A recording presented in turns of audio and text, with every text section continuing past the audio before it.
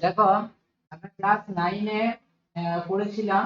সেখানে রাশি পড়েছি এবং রাশি কাকে বলে, তার কত রকমের হয়, সেই সম্বন্ধীয় একটা ধারণা কিন্তু মোরালেস তৈরি হয়েছে। তো এখন আহ, এই রাশি হচ্ছে দুই প্রকার আমরা পড়েছিলাম, একটা হচ্ছে স্কেলার রাশি আর একটা ভেক্টর রাশি। যেটা আমরা ভাগ করেছিলাম রাশি পরিমাপ করতে গিয়ে, একটা দেখেছিলাম কি, যে প্রকাশ করার জন্য মান এবং অভিমুখ দুটোরই প্রয়োজন হয়। আর কোনো কোনো রাশির ক্ষেত্রে শুধুমাত্র মান বোঝালেই হয়, অভিমুখটা না হলেও কোনো ব্যাপার থাকে না, আমাদের বোঝার ক্ষেত্রে কোনো অসুবিধা হতো না। তো যেই দুই রাশিগুলোকে প্রকাশ করার জন্য মান এবং অভিমুখ দুটোরই প্রয়োজন হয়, সেইগুলোকে আমরা ভেক্টর রাশি বলতাম। আর যেটার ক্ষেত্রে শুধুমাত্র মান দরকার হয়, রাশিকে প্রকাশ করার জন্য তো তোমার মানকে অবশ্যই দরকার হবে নাকি, মান এবং একক। তাই এখানে এককটা আমি বলছি না, এখন শুধু মান এবং অভিমুখ। তো সেই হিসাবে এখানে অভিমুখের প্রয়োজন থাকে না, সেই জন্য এটাকে স্কেলার রাশি বলা হয়। এই দুই প্রকার রাশি পড়বে, স্কেলার রাশি এবং ভেক্টর রাশি। এই ভেক্টর রাশি আমরা এখানে শুধুমাত্র যে চ্যাপ্টারটা ভেক্টর দেওয়া আছে, ভেক্টর রাশি, এই ভেক্টর রাশি সম্বন্ধে ডিটেলস একদম মানে একটা বেসিক ধারণা এই জায়গাটা থেকেই তৈরি হবে। এই ভেক্টরের অনেক কনসেপ্ট এখানে তৈরি হবে, সেইগুলোকে বিভিন্ন চ্যাপ্টারে এবারে কাজে লাগাবে। ঠিক আছে, যেমন ধরো একমাত্রিক গতি, আজকে যে অঙ্কগুলো করছিলাম সেখানে একটা ভেক্টরের ধারণা ছিল, যাই হোক ওই জায়গাটা আমি স্কিপ করেছিলাম। ভেক্টরটা আজকে পড়ো, এটা একটু সময় লাগবে। টোটাল ভেক্টরটা পড়ার পরে একটা ধারণা তৈরি হবে, সেইগুলোকে কাজে লাগিয়ে আমরা পরের চ্যাপ্টারে বা পরের চ্যাপ্টার গুলোতে ক্লাস 11-এও লাগবে, ক্লাস 12-এও লাগবে। ভেক্টর ছাড়া যেমন একমাত্রিক গতির কনসেপ্ট তোমাদের ওই যে ওয়ান ডাইমেনশন মোশন পড়লে সেখানে যে ধারণাটা তৈরি হলো গতির সমীকরণকে কাজে লাগিয়ে যে বিভিন্ন অঙ্কগুলো করলে, সেই ধারণাও যেমন কাজে লাগবে, একদম প্যারালালি এই ভেক্টরের কনসেপ্টটাও কিন্তু প্রত্যেকটা চ্যাপ্টারেই লাগবে। ঠিক আছে, তো এখন ভেক্টর রাশি তার মান এবং অভিমুখ, যেটা আমরা প্রথম চ্যাপ্টারে যেটা বলেছিলাম, যে কোনো একটা রাশিকে প্রকাশ করার জন্য যেমন মান এবং তার একক দুটোই প্রয়োজন হয়, তো ভেক্টর রাশিকে শুধুমাত্র প্রকাশ করার জন্য তার মান এবং অভিমুখ দুটোই প্রয়োজন হয়। যেমন এক্ষেত্রে যেটা বলেছিলাম, যে ধরো একজন ব্যক্তির কোনো সরণ প্রকাশ করা হচ্ছে, সরণ তো ভেক্টর রাশি। তো সরণ মানে কি, না কোনো একটা বস্তু বা ব্যক্তি এরকম হয় কি, একটা বিন্দু থেকে যাত্রা শুরু করবে আর একটা বিন্দুতে পৌঁছাবে। যেটা থেকে শুরু করবে সেটাকে প্রাথমিক বিন্দু বলা হয়, আর যেখানে পৌঁছাচ্ছে সেটা অন্তিম বিন্দু। তো এক্ষেত্রে সে সরল বা বক্রপথে যে কোনো পথেই যাক না কেন, প্রাথমিক বিন্দু এবং অন্তিম বিন্দুর মধ্যে এই যে সরলরৈখিক দূরত্বটা, এই সরলরৈখিক দূরত্বটাকেই বলা হচ্ছে কিন্তু তোমার, সরলরৈখিক দূরত্বটাকেই সরণ বলা হয়। ঠিক আছে, তো এই সরণে একটা অভিমুখ দরকার হয়, সেক্ষেত্রে বলা হয় কি ব্যক্তিটা কোথা থেকে কোথায় গেছে। তাহলে আমরা সরণ হয়তো লিখলাম যে সরণ, এটার মান কত, মান হচ্ছে এবির যে দূরত্বটা, সরলরৈখিক দূরত্বটা সামথিং, এটা যদি আমি উদাহরণ হিসাবে ধরে নিই, ধরো 5 মিটার, তাহলে এখানে আমি লিখে দিলাম 5 মিটার। কিন্তু একটা কোশ্চেন থেকে যাবে, 5 মিটার কোন দিকে, এ থেকে বি এর দিকে না বি থেকে এর দিকে, এটা একটা কোশ্চেন মার্ক থেকে যাবে। সেই জন্য এটাকে সঠিকভাবে প্রকাশ করার জন্য এটা লেখা হয় এ টু বি, এরকম একটা তীর চিহ্ন দেওয়া হয়, আমি তীর চিহ্নটা পরে বলছি। তাহলে এখানে লিখবে এ থেকে বি এর দিকে, এটাকে সংক্ষেপে এবি ভেক্টর লিখে দেওয়া হয়। তো এইটা কিভাবে লেখা হয় সেটা পরে বলছি। জাস্ট এই কথাটা তোমাদের নিশ্চয়ই বুঝতে অসুবিধা হলো না, যে সরণ বোঝাতে গেলে আমরা যদি অভিমুখটা না দিই, তাহলে ব্যক্তিটার সরণ কোন দিকে হলো এটা কিন্তু আমাদের একটা কোশ্চেন মার্ক থেকে যাবে, তাই না? যদি আমি অভিমুখটা বলে দিই এ থেকে বি এর দিকে, তাহলে ক্লিয়ার।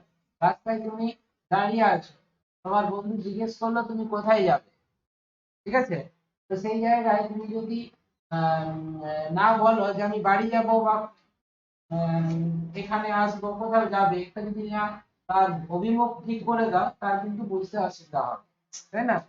ধরো তোমাকে যদি না চিনে, তো সেক্ষেত্রে তুমি বললে যে আমি গাছতলা যাবো, কত দূর রাস্তা, এটা একটা তুমি বলে দিলে কি যে এখান থেকে ধরো না 1 কিলোমিটার কি 1.5 কিলোমিটার দূরে। কিন্তু যদি অভিমুখটা না বলে দাও, সে পৌঁছাতে পারবে কি? তাহলে অভিমুখটাও দরকার। সেটা দক্ষিণ দিকে যাবে না উত্তর দিকে যাবে না পূর্ব দিকে না পশ্চিম দিকে, যদি তোলা বাজারে দাঁড়িয়ে আছে, ঠিক তো? এই জায়গাটায় তার কিন্তু অভিমুখটাও দরকার হয়। সেইভাবেই কোনো ভেক্টর রাশিকে প্রকাশ করতে গেলে মান এবং অভিমুখ দুটোরই প্রয়োজন। তো কোনো একটা ভেক্টর রাশিকে এবারে আমরা প্রকাশ করব কিভাবে?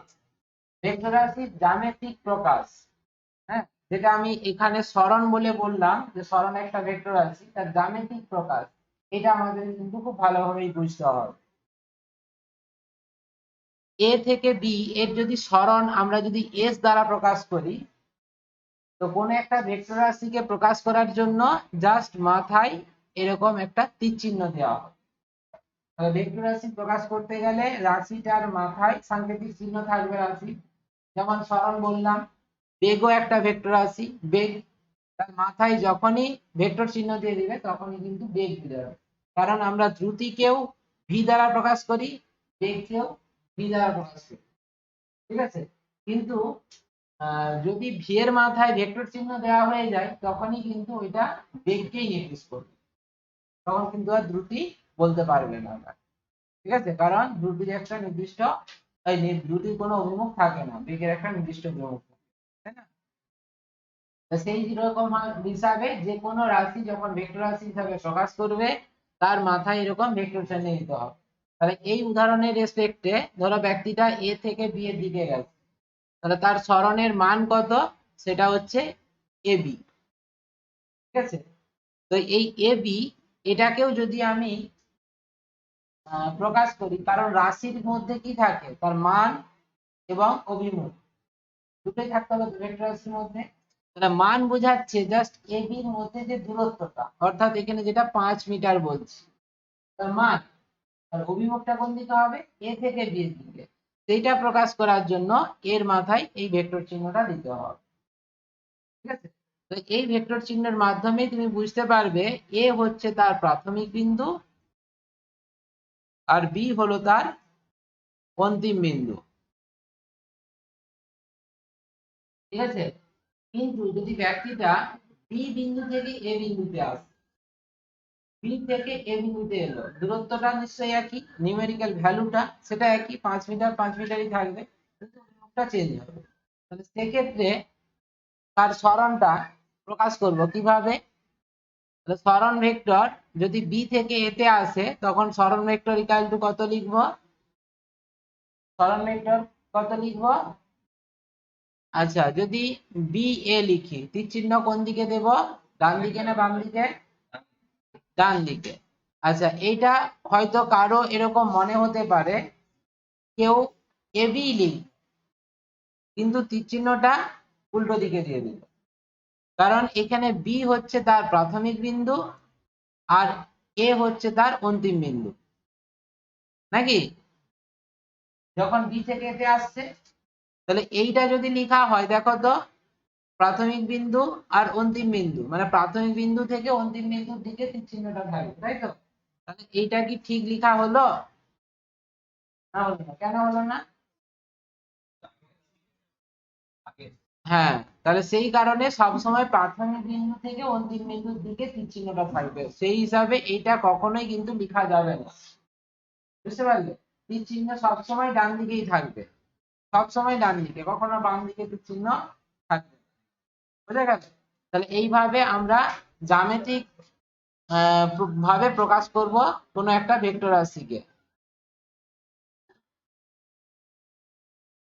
এই জায়গায় একটা কথা বলতে ভুলে গেলাম যে এই যে ভেক্টর রাশি, তার মান এবং অভিমুখটা দরকার। এখানে মানটা কত, অর্থাৎ এই যে এস ভেক্টর তার মানকে যখন বোঝাবে, তাহলে এটা এস ভেক্টর লিখলাম, তার মান বোঝালে এখানে জাস্ট মডিউলাস চিহ্নটা দেওয়া হবে, এস মড, মড বললে এটা তখন কিন্তু তার ভ্যালুটা যেটা 5 মিটার ছিল 5 মিটারে বোঝাচ্ছে।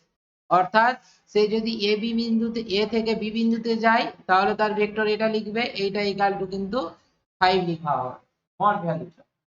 ঠিক আছে, এরপর তোমাদের ভেক্টর সম্বন্ধীয় কিছু তথ্য, এই তথ্যগুলো জানতে হবে, কারণ এই ভেক্টর গুলোর সম্বন্ধে এই ধারণাগুলো না থাকলে তোমরা ভেক্টর চ্যাপ্টার কেন পরবর্তী চ্যাপ্টারতেও যখন ভেক্টরের অ্যাপ্লিকেশন করবে এই কনসেপ্টটা না থাকলে কিন্তু তোমরা ঠিক উত্তরটা দিতে পারবে না।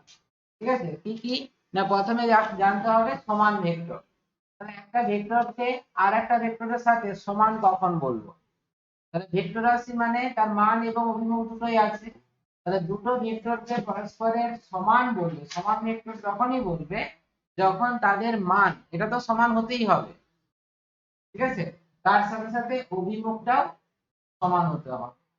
ঠিক আছে, তাহলে দুটো ভেক্টরকে পরস্পরের সমান ভেক্টর তখনই বলবো যখন তাদের মান এবং অভিমুখ দুটোই একই হবে। অর্থাৎ এইরকম ভাবে দুটো যদি রেখাকে আমরা প্রকাশ করি, তাহলে এখানে এ ভেক্টর আর বি ভেক্টর, এদের মড ভ্যালুটাও সমান হবে। এই যে মড ভ্যালু, এটাও সমান হবে এবং এদের অভিমুখটা সমান হবে, একই অভিমুখ হবে।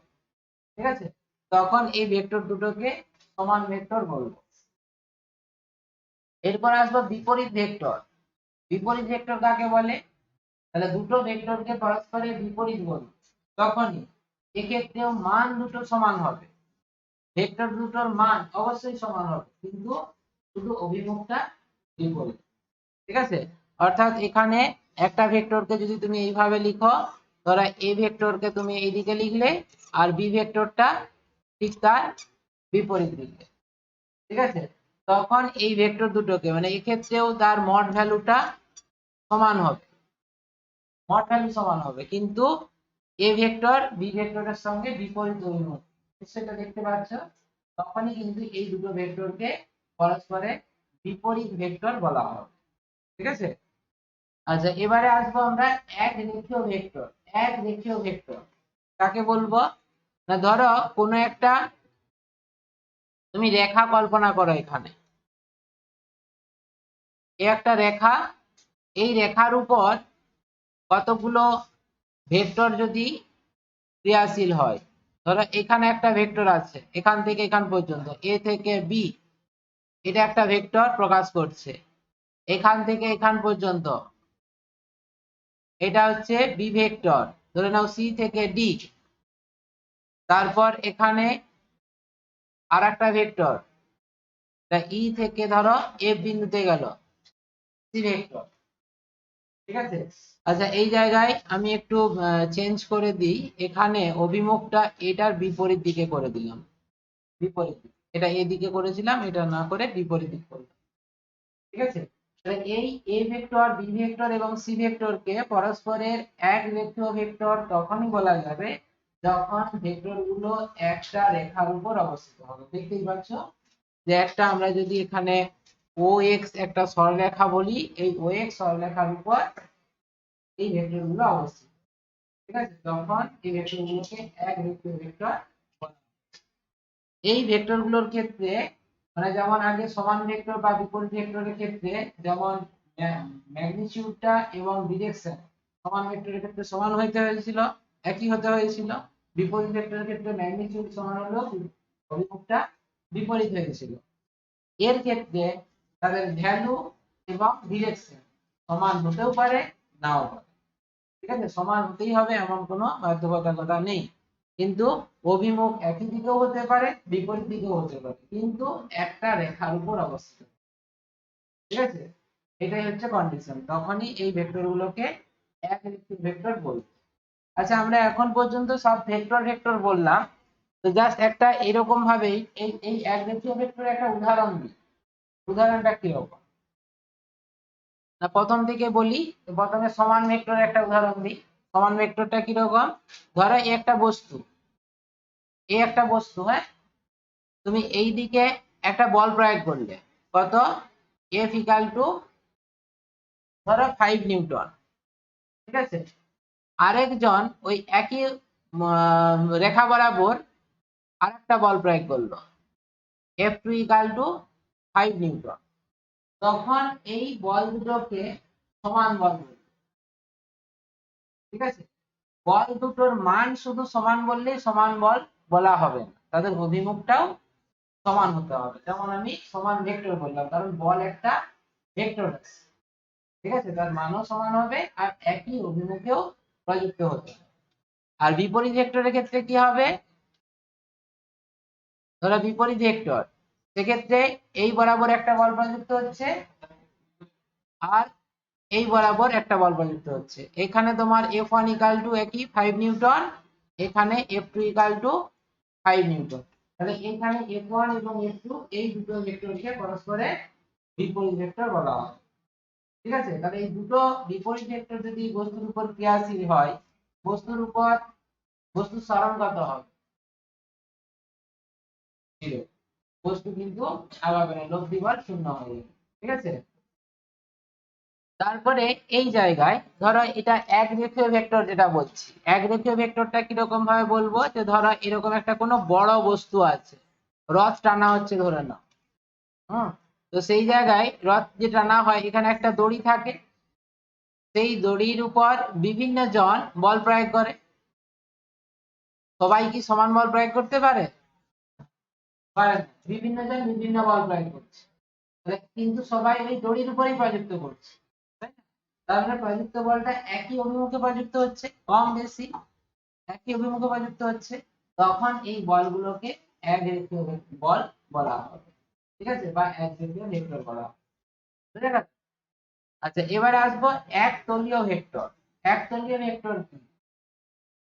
একতলীয় মানে এই একই রকম, এটা যেমন এক রেখীয় হলো একটা রেখা বরাবর ভেক্টর গুলো কি আছে দেখতে না, হ্যাঁ, এক্ষেত্রে একটা তল বরাবর কি আছে। তল বরাবর মানে কি, এইখানে সেটা আমি দেখাতে পারবো না, যে ধরো এটা ভাবো আমার যে এই স্ক্রিনটা, এই স্ক্রিনটা হচ্ছে একটা তল, স্ক্রিনটা হচ্ছে একটা তল। তো সেক্ষেত্রে তুমি এই দিকে একটা বল প্রয়োগ করলে, এই বরাবর একটা বল প্রয়োগ করলে, এই বরাবর একটা বল প্রয়োগ করলে, এই বরাবর বল প্রয়োগ করছো, এই দিকে বল প্রয়োগ করছো, ঠিক আছে, এই বলগুলো একটা তলে কি আছে, সেইগুলোকে আমরা তল ভেক্টর বলবো, একতলীয় ভেক্টর।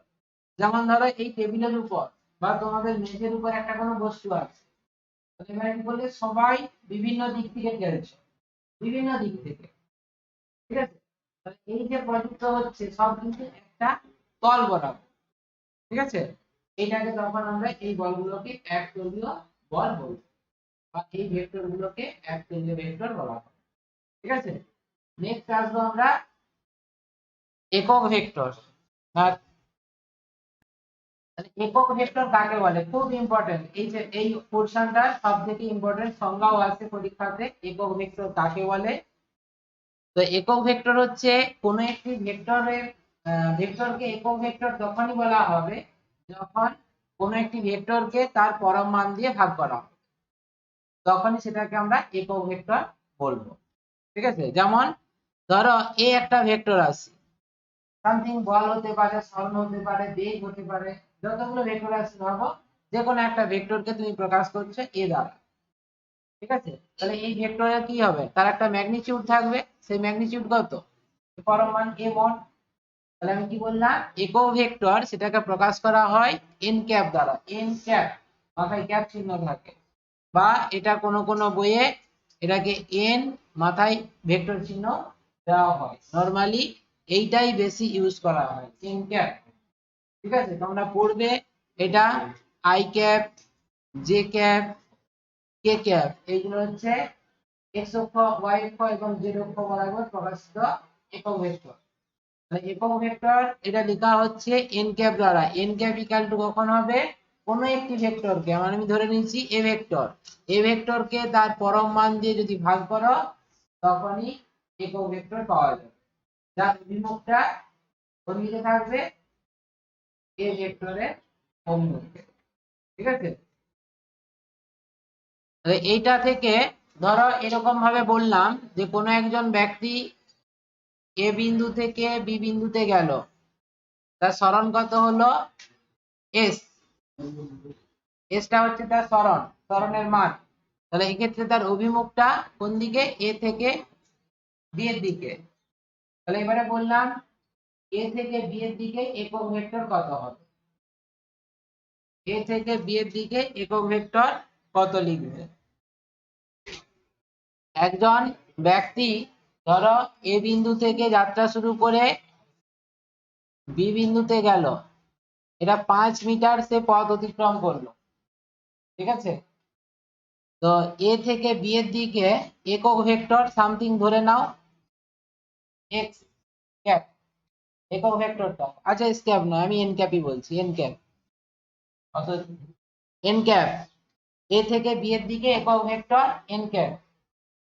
এবারে আমি তোমাকে বলবো এ বি বরাবর ভেক্টরটা প্রকাশ করো, অর্থাৎ সরণটার মান, এই সরণ ভেক্টরটি প্রকাশ করো। তো এখানে এই যে ফর্মুলাটা দেখো এদিকে, এই যে জিনিসটা n capital to s vector divided by s ভেক্টরের মড, তাহলে এখান থেকে আমি জিজ্ঞেস করেছি s ভেক্টরটা কত, s ভেক্টর সমান কত, s ভেক্টরের মড ইনটু n ক্যাপ, তাই তো। s ভেক্টরটা এখানে 5 আর n ক্যাপ বলা আছে সেইজন্য 5, এই হলো। হ্যাঁ? আচ্ছা এখানে আরেকটা ভেক্টর করতে হবে, সেটা হচ্ছে শূন্য ভেক্টর। শূন্য ভেক্টরটা কি, একক ভেক্টর যেখানে তার ভ্যালুটা 1, শূন্য ভেক্টর মানে এমন একটি ভেক্টর যার ভ্যালু 0, ঠিক আছে। তাহলে ভেক্টর বলছি মানে যেমন একক ভেক্টরে একটা অভিমুখ ছিল, তাহলে শূন্য ভেক্টরে নিশ্চয়ই একটা অভিমুখ থাকবে। প্রশ্ন হলো শূন্য ভেক্টরের অভিমুখটা কোন দিকে হবে। তাহলে আগে আমরা বুঝবো শূন্য ভেক্টরটা কি।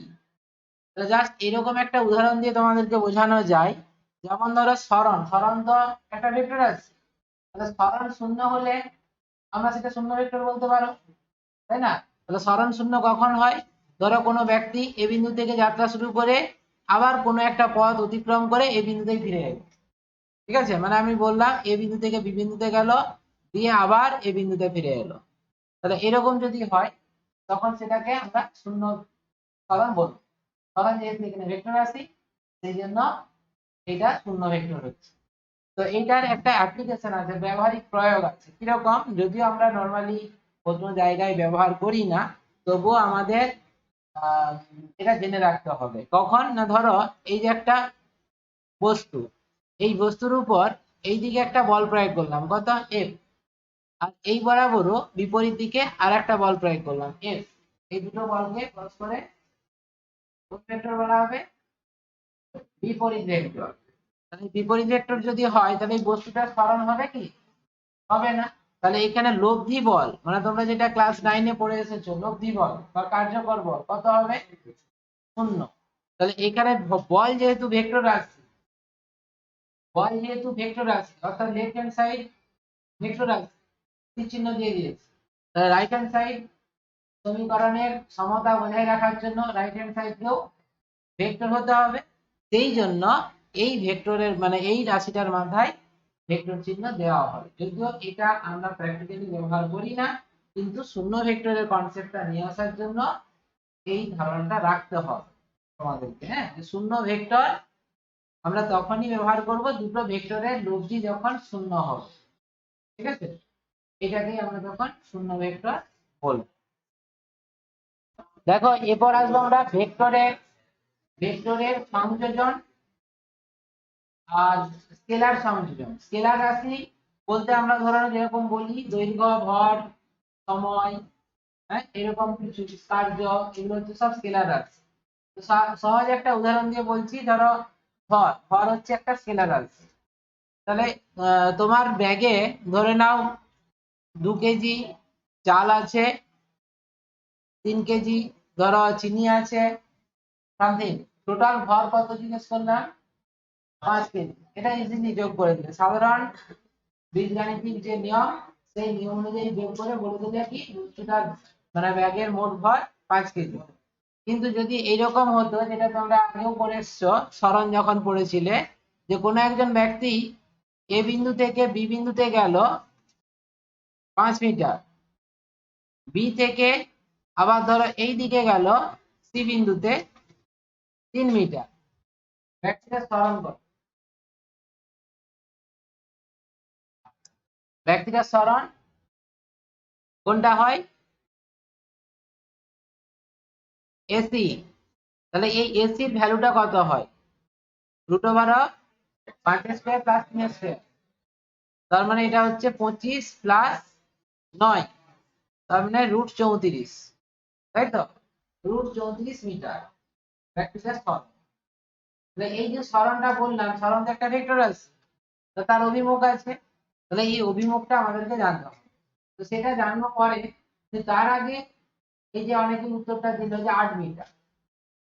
8 মিটার তো হবে না, কারণ সরণ প্রাথমিক বিন্দু আর অন্তিম বিন্দুর মধ্যে সরলরেখিক দূরত্ব এটা থেকে বলা হয়। তো এটাকে এবারে আমরা যোগ করব, যেমন ধরো এইটার ক্ষেত্রে খুব সহজে বলেছিল, কারণ এটা তোমাদের জানা ছিল, ক্লাস 9 থেকে করে এসেছো। জাস্ট এই কোশ্চেনটাকেই আমি একটু চেঞ্জ করে দিচ্ছি, দেখো একটু চেঞ্জ করে দিচ্ছি। কিরকম না, ধরো ব্যক্তিটা এ থেকে বি বিন্দুতে গেল 5 মিটার, বি বিন্দু থেকে সি বিন্দুতে গেল 3 মিটার, ঠিক আছে? কত কোণে? না এই যে কোণটা, এই কোণটা ধরে নাও 30 ডিগ্রি কোণে। এবারে বল সরণ কত? তো এক্ষেত্রে আমরা সাধারণ বীজগাণিতিক নিয়মে আমরা কিন্তু এই সরণ ভেক্টরটার মান নির্ণয় করতে পারবো না, ঠিক আছে? আর একটা উদাহরণ দিয়ে বলা যায় যেতে পারে একই রকম, যে ধরো এই একটা বস্তু, এই বস্তুটার উপর এইদিকে F1 = 5 নিউটন বল প্রয়োগ করলাম, আর এই বরাবরই F2 = 3 নিউটন বল প্রয়োগ করলাম। কত বল প্রযুক্ত হলো? কোশ্চেনটা করলাম F1 এবং F2, এটা 5 নিউটন আর 3 নিউটন একটা অভিমুখে প্রযুক্ত হয়েছে। ত্বরণ কত, এই সরি প্রযুক্ত বলের মান কত? টোটাল কত বল প্রযুক্ত হয়েছে এর উপর? 8 নিউটন। সবাই বলে দিবে এটা, এটা 8 নিউটন, ঠিক আছে? একই রকম ভাবে কোন দিকে যাবে সেটা নিশ্চয়ই বলে দিতে পারবে। বস্তুটা গতিশীল হবে, বস্তুটা গতিশীল হবে এই বরাবর, মানে যে দুটো বল প্রযুক্ত হয়েছে সেই দিকে, কারণ আমাদের মানের সাথে সাথে অভিমুখটা বুঝতে হবে ভেক্টর যখন বলবে। এবারে ধরো এই বস্তুটার উপর এইদিকে একটা বল প্রয়োগ করলাম, এই বরাবর একটা বল প্রয়োগ করলাম, অর্থাৎ এদের মান একই থাকলো। F1 = 5 নিউটন আর F2 = 3 নিউটন, ঠিক আছে? এইটার উপর ক্রিয়াশীল লব্ধি বলের মান, মানে মোট বল কত হবে বলতে পারবে? এখন কেউ যদি এই কনসেপ্টটা মানে আগে যেটা করেছিলাম এই ধারণা থেকে বলে, তাহলে উত্তরটা হয়ে যাবে, ঠিক আছে? কিন্তু এটা উত্তরটা হয়ে গেলেও √34 হয়তো বলে দিল। এবার আমি যদি জিজ্ঞেস করি বস্তুটা কোন দিকে যাবে, অভিমুখটা তো দরকার। যেমন আগেরটার ক্ষেত্রে তুমি অভিমুখ বলে দিলে, বস্তুটা এই বরাবর যাবে। এবারে এইটার ক্ষেত্রে বলো বস্তুটা কোন দিকে যাবে। বল তো প্রযুক্ত হয়েছে, √34 নিউটন বল প্রযুক্ত হয়েছে মোট। এবার বস্তুটা ওই বলের জন্য কোন দিকে যাবে সেটা আমাদেরকে বলতে হবে। বলা সম্ভব? সবাই বলবে এইদিকে, কেউ বলবে এইদিকে, কেউ বলবে না আরেকটু এদিকে, কেউ বলবে না আরেকটু এদিকে, তাই তো? পার্টিকুলার কোন দিকে হবে সেটা আমাদেরকে এই চ্যাপ্টারে জানতে হবে। অর্থাৎ আমি এখন যেটা বলতে চাইছি, যে ভেক্টর যখন যোগ করব, এখানে তো যোগ হচ্ছে, দুটো বলের যোগ হচ্ছে, দুটো বল বস্তুর উপর প্রযুক্ত হচ্ছে, সেই বল দুটো আমরা যোগ করব। এই যোগটা সাধারণ বীজগাণিতিক নিয়মে করা যাবে না। এই যোগটা নির্ণয় করার জন্য আমাদেরকে বিশেষ কিছু পদ্ধতি অবলম্বন করতে হবে, যেটার সাহায্যে আমরা তার যেমন মান নির্ণয় করতে পারবো, অর্থাৎ এই দুটো ভেক্টরকে যেমন যোগ করে তার মানটা কত সেটা বলতে পারবো, তার সাথে সাথে কোন অভিমুখে যাবে, অর্থাৎ ওই ভেক্টরের অভিমুখটা কোন দিকে হবে সেটাও আমরা নির্ণয় করতে পারবো, ঠিক আছে? তাহলে সেই পদ্ধতিটাই আমরা জানবো। ভেক্টর যোগের জন্য এক্ষেত্রে দুটো সূত্র আছে, একটা হচ্ছে ত্রিভুজ সূত্র আর একটা হচ্ছে সামান্তরিক সূত্র, ঠিক আছে? তো প্রথম আমরা আজকে ত্রিভুজ সূত্রটা পড়ব। তো আগে এটা পরীক্ষায় কোশ্চেন থাকতো যে ত্রিভুজ সূত্রটি বিবৃতি করো। তো এর সাহায্যে কিভাবে দুটি ভেক্টরের লব্ধির মান নির্ণয় করব, ঠিক আছে? বা মান এবং অভিমুখ নির্ণয় করব। তো সেটা নির্ণয় করার আগে জাস্ট লব্ধি বল বা লব্ধি ভেক্টর কি সেটা একটু বলে দিই। এই লব্ধি ভেক্টরটা এখানটা থেকেই বলা যেত, যাই হোক আমি এখানটা থেকেই বলে দিচ্ছি, যে ধরো একটা বস্তু, এই বস্তুর উপর তুমি এই দিকে বল প্রয়োগ করলে আর এই বরাবর বল প্রয়োগ করলে, অর্থাৎ F1 আর F2 দুটো বল প্রয়োগ করলে, নিশ্চয়ই বস্তুটা একবার F1 এর দিকে আর একবার F2 এর দিকে যাবে, এমন তো নয়। একই সঙ্গে বলটা প্রয়োগ করছো, তাহলে একই সঙ্গে বল প্রয়োগ করছো মানেই বস্তুটা একটা নির্দিষ্ট দিকেই যাবে। তখন কোন দিকে যাবে? যেই দিকে যাবে সেই দিকটাই হলো লব্ধি বলের অভিমুখ। আর যে বলের জন্য বস্তুটা যখন যাবে সেটাকেই বলা হবে লব্ধি। অর্থাৎ এখানে F1 এবং F2 দুটোকে যদি ভেক্টর বলা হয়, সেই ভেক্টরের ক্রিয়ায় যেই দিকে দুটো ভেক্টরের মান যোগ করলে যে মানটা পাবো সেইটা হবে লব্ধি ভেক্টর। সহজভাবে বুঝলে এটাই হবে যে বস্তুটার উপর F1 এবং F2 বল প্রয়োগ করলে তার ফলে বস্তুটা যেই দিকে যাচ্ছে এবং যত বলের জন্য যাচ্ছে সেই বলটাকেই বলা হবে লব্ধি বল। আর যেই অভিমুখে যাচ্ছে সেটাকে বলা হচ্ছে লব্ধি বলের অভিমুখ। ঠিক আছে? এমনি প্র্যাকটিক্যালি তোমরা নিশ্চয়ই বুঝতেই পারছো, বস্তুটাকে যদি এদিকে এবং এইদিকে টানা হয় বস্তুটা তখন এই বরাবর যাবে, ঠিক না? এদের মাঝ বরাবর কোন একটা দিকে যাবে। এবার পার্টিকুলার একদম যে মাঝামাঝি যাবে তা কিন্তু নয়, সেটা এই দিক চেপেও যেতে পারে বা এই দিক চেপেও যেতে পারে, অর্থাৎ এদের মধ্যবর্তী কোনো একটা কোণে গতিশীল। ঠিক আছে? তো এটাকেই লব্ধি ভেক্টর বলা হয়। দুটো ভেক্টরে দুটো বা তার বেশি যদি কোনো ভেক্টর একটা বিন্দুতে ক্রিয়াশীল হয় তার ফলে যে ভেক্টরটা পাওয়া যাবে সেই ভেক্টরটাকে লব্ধি ভেক্টর বলা হয়। এখন আমাদেরকে এই ত্রিভুজ সূত্র বা সমান্তরাল সূত্রের সাহায্যে এই লব্ধি ভেক্টরের মান এবং অভিমুখ নির্ণয় করতে হবে। ঠিক আছে? তো সেই নির্ণয় করার প্রসেসটা যেটা বললাম যে নির্ণয় করার থিওরিটা আগে পড়তো পরীক্ষায়, যে ত্রিভুজ সূত্রের সাহায্যে ত্রিভুজ সূত্র বিবৃতি করা, সেখান থেকে লব্ধি ভেক্টরের মান এবং অভিমুখ নির্ণয়ে ফর্মুলা প্রতিষ্ঠা করা। ঠিক আছে?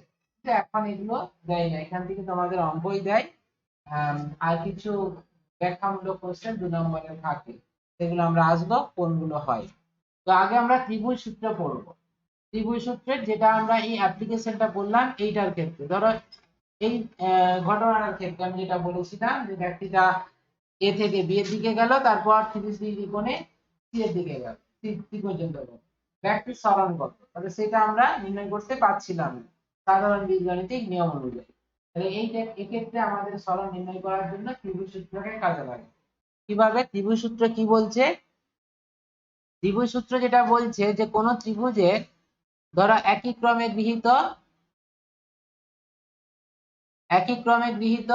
দুটো বাহু।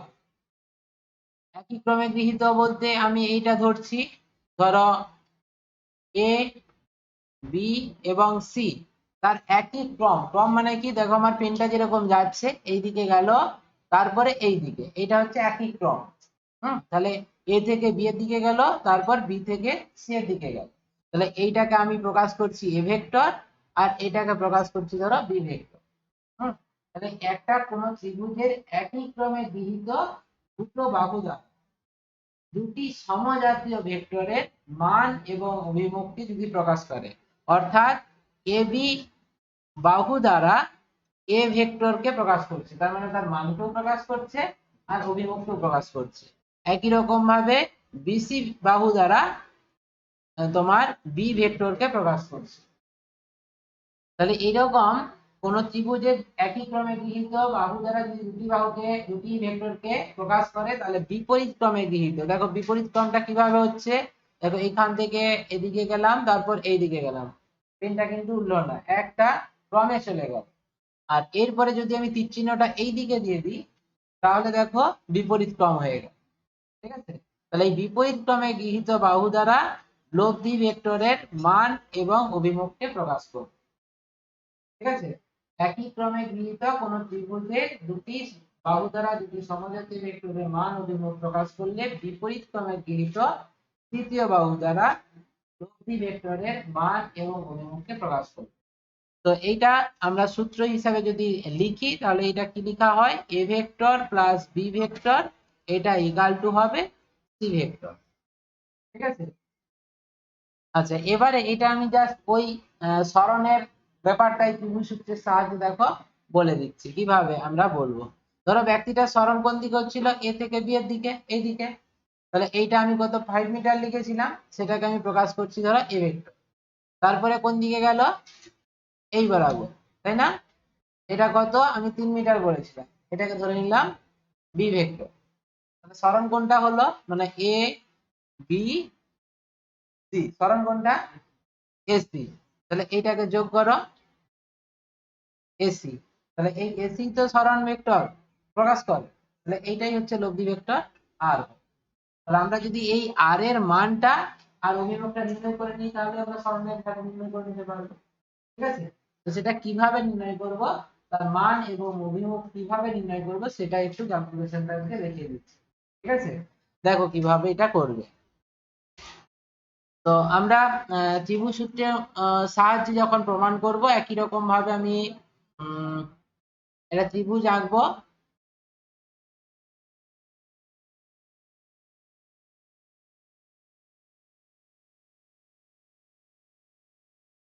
ধরো এ,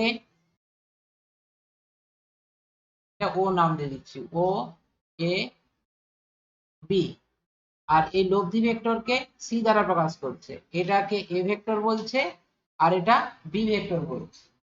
আচ্ছা, এই জায়গায় দুটি ভেক্টরের মধ্যবর্তী কোণ কত সেটা জানবো। এখানে যে দুটো ভেক্টর আছে আমি যেমন 30 ডিগ্রি বলেছিলাম ওখানে, এখানেও সেরকম এ ভেক্টরের অভিমুখটা হচ্ছে এই বরাবর, ঠিক আছে, এই দিকে যাচ্ছে, আর বি এর অভিমুখ কোন দিকে, এই দিকে। তাহলে তাদের মধ্যবর্তী কোণ কোনটা, এইটা, এটা হচ্ছে থিটা, ভেক্টর দ্বারা মধ্যবর্তী কোণ। তাহলে তোমার এ ভেক্টরের ভ্যালু দেওয়া থাকবে আর অভিমুখ দেওয়া থাকবে, বি ভেক্টরের ভ্যালু তার ডিরেকশন দেওয়া থাকবে, তাদের মধ্যবর্তী কোণ দেওয়া থাকবে। লব্ধি ভেক্টরের মান নির্ণয় করতে হবে এবং অভিমুখ নির্ণয় করতে হবে। তো সেটা আমরা ত্রিভুজ সূত্রের সাহায্যে করব। তাহলে এখানে ত্রিভুজ সূত্রের সাহায্যে লব্ধি ভেক্টর পাচ্ছি কোনটা, না সি, সি হচ্ছে লব্ধি ভেক্টর। তাহলে এর মান নির্ণয় করব কিভাবে, না এই ওবি বাহুর দৈর্ঘ্যটা কত সেটা বের করলেই মান পেয়ে যাবে, কারণ ওবি বাহু দ্বারা তোমার কি হচ্ছে, লব্ধি ভেক্টরের মানকে প্রকাশ করছে তো, আর অভিমুখটাও তোমার ওবি বাহু দ্বারা প্রকাশ করেছে। তো সুতরাং আমরা যদি ওবি ভেক্টর এই ওবি বাহুর ভ্যালুটা কত সেটা বের করতে পারি, তাহলে লব্ধি ভেক্টরের মান পেয়ে যাব, আর এখান থেকে অভিমুখটা নির্ণয় করে নিতে পারবো। ঠিক আছে, এটা কিভাবে নির্ণয় করব, সেটা নির্ণয় করার জন্য একটা এখানে অঙ্কন আছে, অঙ্কন করে নিতে হবে। বি বিন্দু থেকে একটা এই বর্ধিত ও এর উপর লম্ব অঙ্কন করব, এটাকে নাম দিয়ে দাও, ধরে নাও ডি বিন্দু। ঠিক আছে, এখন ত্রিভুজ ত্রিভুজ ও বি ডি থেকে পাই, ঠিক আছে, এটা থেকে পাই, এটা যদি লিখো তাহলে কি পাবে, দেখো ওবি স্কয়ার, এটা সমকোণী ত্রিভুজ, লম্ব অঙ্কন করেছ, তাহলে ওবি হচ্ছে অতিভুজ, ওবি স্কয়ার সমান এটা ভূমি স্কয়ার ওডি, আর লম্ব স্কয়ার কত, বিডি তার স্কয়ার, তাই তো। আবার দেখো ওডি সমান এখানে ও এ প্লাস এডি, তাহলে এটা ও এ প্লাস এডি তার whole square plus BD square. এবারে এখানে O A square plus 2 into O A into AD plus AD square plus BD square, তাই তো। আবার দেখো এই ত্রিভুজটার ক্ষেত্রে, এই যে ত্রিভুজটা, এই ত্রিভুজটার ক্ষেত্রে দেখো এটাও একটা সমকোণী ত্রিভুজ, তো তাহলে ত্রিভুজ এ বি ডি, এটার ক্ষেত্রে দেখো এবিটা হচ্ছে অতিভুজ, হ্যাঁ, এটা AB square equal to AD square plus BD square. তার মানে যেই জায়গায় AD square plus BD square আছে সেই জায়গায় আমি কি লিখতে পারবো, এবি স্কয়ার। তাহলে এখানে লিখে দিলাম আমি ও এ স্কয়ার প্লাস, এইটাকে লিখছি, এটা হচ্ছে AB square plus 2 into O A into এডি, ঠিক আছে। আচ্ছা, এবারে দেখো এই জায়গায় আমি যেটা করেছিলাম, এখানে ও এ বাহু দ্বারা তোমার এ ভেক্টরের মানকে প্রকাশ করছে, মানে ও এ ভ্যালুটা প্রকাশ করছে এ ভেক্টরের মডিউলাস, এটাকে ভেক্টর যে মড এটাও লিখে, বা শুধু তার মান একেও বোঝায়, এভাবেও বোঝানো যায়। একই রকম ভাবে এবি এবি বাহু দ্বারা বি ভেক্টরের মানকে বোঝাচ্ছে, তাহলে এটাকে বি দ্বারাও প্রকাশ করতে পারি। এবারে এই ত্রিভুজটা থেকে আমরা দেখো দুটো ভ্যালু বের করব, দুটো ভ্যালু বের করে নিচ্ছি। কি কি? এই ত্রিভুজটা থেকে দেখো সাইন থিটা যদি বের করি, এটা বের করে নিচ্ছি, পরে কাজে লাগবে। সাইন থিটা সমান কত? লম্ব বাই অতি, লম্বটা কত? এবি, আর অতিটা ভুল বললাম, লম্বটা হচ্ছে বিডি, লম্বটা বিডি আর অতিটা এবি। তাহলে বিডি সমান কত? এবি সাইন থিটা, তাই না? তাহলে এবির ভ্যালুটা কত? বি, তাহলে এখানে লিখে দিচ্ছিলাম বি সাইন থিটা। আবার এখান থেকে cos থিটা বের করে নাও, cos থিটা সমান কত? ভূমি বাই অতি, অর্থাৎ এডি বাই অতি কত? এবি। অতএব এডি সমান এবি cos থিটা, তার মানে এবির ভ্যালু কত? ওই বি, তাহলে বি cos থিটা। ঠিক আছে, এই ভ্যালুগুলো কাজে লাগবে আমাদের পরে, এইটা কাজে লাগবে, এগুলো বের করে নিলাম ওই জন্য। এবারে এখানে এই ভ্যালুটা বসিয়ে দাও, এখানে যদি বসিয়ে দাও দেখো তোমার O A square plus AB square plus 2 O A into AD, এডির ভ্যালুটা জানা নেই তোমার? দেখো এই এডির ভ্যালুটা আমি বের করলাম, এখানে এডির ভ্যালুটা কত বের করেছি? বি কস থিটা, তাই না? তাহলে এখানে বি কস থিটা বসিয়ে দিচ্ছি। আচ্ছা, বি মানে এবি কস থিটা লিখছি এখন, এবি কস থিটা। আচ্ছা, এখানে তাহলে ও এর ভ্যালুটা কি দ্বারা প্রকাশ করেছি? ও এ সমান এ, তাহলে এটা হয়ে যাচ্ছে এ স্কোয়ার। বি এর ভ্যালু কত? বি, বি স্কোয়ার প্লাস 2 ও এর জায়গায় এ, বি এর জায়গায় বি, এটা cos থিটা। আর এখানে তোমার ওবি সমান কি প্রকাশ করেছে? সি, তাহলে সি ভেক্টরের মান এটা সি স্কোয়ার, তাই তো? তাহলে এখান থেকেই আমরা সি সমান লিখব, অতএব C equal to root over of A square plus B square plus 2ab cos theta. তো থিটাটা কি? এ এবং বি এর মধ্যবর্তী কোণ, অর্থাৎ এ ভেক্টর এবং বি ভেক্টর যে কোণে ক্রিয়াশীল হচ্ছে সেই কোণটা হচ্ছে তোমার থিটা। এবারে যে উদাহরণটা আমি দিয়েছিলাম সরল, একটা 5 ছিল আর একটা কত ছিল? 3। তাহলে এদের মধ্যবর্তী কোণ কত ছিল? 30 ডিগ্রি। তাহলে এখানে তোমার a এর জায়গায় বসাবে 5, b এর জায়গায় বসাবে 3, এখানেও তোমার 5 3 আর cos 30 ডিগ্রি, তাহলে বেরিয়ে যাবে, এইটাই হবে সরণের মান। ঠিক আছে, থিটার জায়গায় যা বলে দিবে, যদি 90 ডিগ্রি হয়, যেমন ধরো এই যে এই উদাহরণটা ছিল যেটা, এদিকে গেল তারপর এইদিকে গেল, তো এদের মধ্যবর্তী কোণ কত? 90 ডিগ্রি, তাহলে cos 90 ডিগ্রি ভ্যালু কত? cos 90 degree value 0। তাহলে দেখো এই অংশটা বাদ হয়ে যাচ্ছে না, তাহলে root over of a square plus b square, তাহলে কত ছিল এখানে? 5 স্কয়ার প্লাস 3 স্কয়ার, দেখো সেটা এসেছিল কি রুট 34। হ্যাঁ, তাহলে এইটাই হচ্ছে মূল ফর্মুলা, যেটার সাহায্যে যে কোনো ভেক্টর রাশি, দুটো ভেক্টর রাশি লব্ধি তুমি নির্ণয় করতে পারবে। ঠিক আছে, তাহলে এইটি হলো তোমার মান নির্ণায়ক ফর্মুলা, লব্ধি ভেক্টরের মান নির্ণায়ক ফর্মুলা, এটি মুখস্থ রাখবে। ঠিক আছে, আচ্ছা এইটা গেল মান। এবারে আসতে হবে আমাদেরকে অভিমুখ, অভিমুখটা জানতে হবে, অভিমুখটা কোন দিকে। তাহলে এখানে দেখতেই পাচ্ছ যেখানে যে আমি ছবিটা এঁকেছি, এখানে যে ছবিটা আমি এঁকেছি সেই জায়গায় সি ভেক্টর লব্ধি ভেক্টরকে প্রকাশ করছে, তো আর এই সি ভেক্টর দ্বারাই তার মানকে প্রকাশ করছে, মান এবং অভিমুখ দুটোই। আর সি ভেক্টরটা ত্রিভুজের কোন বাহু দ্বারা প্রকাশ করেছি? ওবি।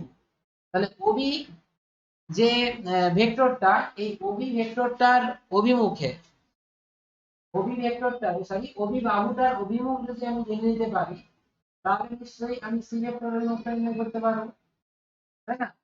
তাহলে এই ওবি বাহুর অভিমুখ কিভাবে নির্ণয় করব, তো সেটা আমি ধরে নিচ্ছি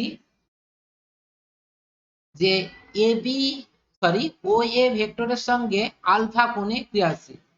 আলফা তার সঙ্গে ও এ বাহুর সঙ্গে, ও এ বরাবর কে কাজ করছে এ ভেক্টর, তাহলে এ ভেক্টরের সঙ্গে আলফা কোণে ক্রিয়াশীল হচ্ছে লব্ধি ভেক্টর, ঠিক আছে? তাহলে আমাদেরকে এখন আলফার ভ্যালুটা নির্ণয় করতে হবে, আলফার মানটা কত হচ্ছে। তাহলে সেটার জন্য আমরা এই পুরো ত্রিভুজটা থেকেই নির্ণয় করব। হুম, তাহলে পুরো ত্রিভুজটা থেকে যদি নির্ণয় করি, দেখো এখানে, তো এই জায়গায় আমরা যদি ত্রিভুজ, ওই একই ত্রিভুজ ত্রিভুজ ধরো ও বি, ও বিডি, এই ত্রিভুজটা থেকেই বলছি tan আলফা সমান কি লিখবো, tan আলফা সমান লম্ব বাই ভূমি, লম্বটা কত বিডি আর ভূমিটা কত ওডি। আচ্ছা, এটা তোমার বিডি আর ওডি টাকে লিখতে পারবে ও এ প্লাস এডি, ঠিক আছে, ও এ প্লাস এডি। আচ্ছা, এবারে আমরা যদি ভ্যালুটা বসিয়ে দিই, এই বিডির ভ্যালু আগে বের করেছি, এডির ভ্যালু বের করেছি, কত বিডি সমান লিখেছিলাম, বিডি সমান এখানে দেখো এই জায়গায় বের করে নিয়েছিলাম, এই যে বিডি সমান বের করেছি বি সাইন থিটা আর এডি সমান বি কস থিটা, ওইটা তুমি বসিয়ে দাও। বিডি সমান B sine theta divided by O এর ভ্যালুটা কত A plus B cos theta, ঠিক আছে? অতএব alpha equal to tan inverse B sine theta divided by A plus B cos theta, এইটি হচ্ছে ফর্মুলা অভিমুখ নির্ণয়। এবারে এটা কিভাবে অভিমুখটা নির্ণয় করবে, দেখো এই ক্ষেত্রে আমি তোমাদেরকে যে ওই প্রবলেমটা যদি দিই, যেটা এখানে আমি দিয়েছিলাম, ধরো এই দিকে গিয়েছিল, তারপরে এইদিকে, এদিকে 3 মিটার, এদিকে 5 মিটার, অভিমুখটা কত 30 ডিগ্রি কোণ করে, সরণটা তোমার হয়েছিল এই দিকে, এটা সরণ ভেক্টর ছিল, তাহলে এই সরণের অভিমুখটা নির্ণয় করবে আলফা। আমাকে এবারে বলতে পারবে tan আলফা সমান কত লিখবো?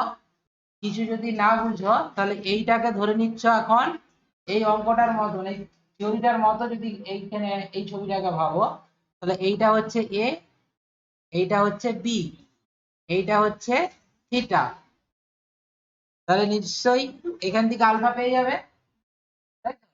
মানে এতটা থিওরি করার পর তুমি এই ফর্মুলাটা তুমি পেলে, পাওয়ার পরে টুক করে এখানে বসিয়ে দিবে, অঙ্ক হয়ে যাবে। কিন্তু প্রবলেম হলো, তুমি এই অঙ্কটি করার জন্য কি পুরো ফর্মুলাটা ডিরাইভ করবে? নিশ্চয়ই না। এইখানে একটি শর্টকাট তোমাদেরকে মনে রাখতে হবে, এটা আমি বলে দিচ্ছি, এটা তোমরা লিখে নিবে।